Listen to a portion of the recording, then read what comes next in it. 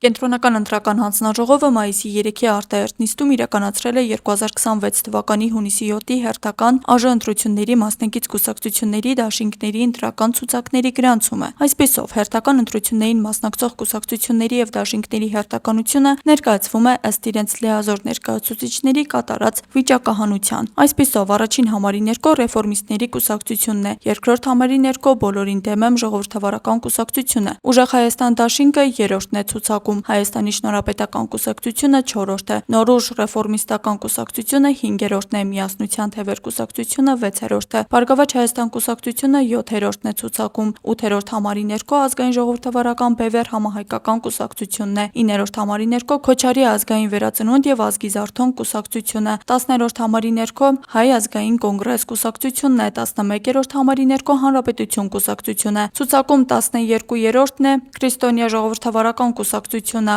Ալյանս առաջադիմական ցենտրիստական կուսակցությունը 13-րդն է, Ժողովրդավարական համախմբում կուսակցությունը 14-րդն է, Դեմոկրատիա, օրենք, կարգապահություն կուսակցությունը 15-րդն է, Քաղաքացիական պայմանագիր կուսակցությունը 16-րդն է, Հայաստան կուսակցությունների դաշինքը 17-րդն է, Հանուն Հանրապետության ժողովրդավարության պաշտպանների դաշինք կուսակցությունը 18-րդն է, Լուսավոր Հայաստան կուսակցությունը 19-րդ է, Դեմոկրատիա, օրենք, կարգապահության կուսակցության ընտրական ցուցակի առաջին համար Վարդան Գյուրիկի Ղուկասյանի վերաբերյալ փաստաթղթերից բացակայել է վերջին 4 տարում միայն Հայաստանի Հանրապետության քաղաքացի հանդիսանալու եւ վերջին 4 տարում Հայաստանի Հանրապետությունում մշտապես բնակվելու մասին տեղեկանքը եւ թեկնածուի գրավոր հայտարարությունը պատգամավորի թեկնածու գրանցվելու մասին։ Ալյանս առաջադիմական ցենտրիստական կուսակցության ընտրական ցուցակի առաջին հերթական համարում ընդգրկված քաղաքացի Տիգրան Խաչատուրի Ուրիխանյանի ներկայացրած փաստաթղթերում բացակայել է վերջին 4 տարում միայն Հայաստանի Հանրապետության քաղաքացի հանդիսանալու եւ վերջին 4 տարում Հայաստանի Հանրապետությունում մշտապես բնակվելու մասին տեղեկանքը։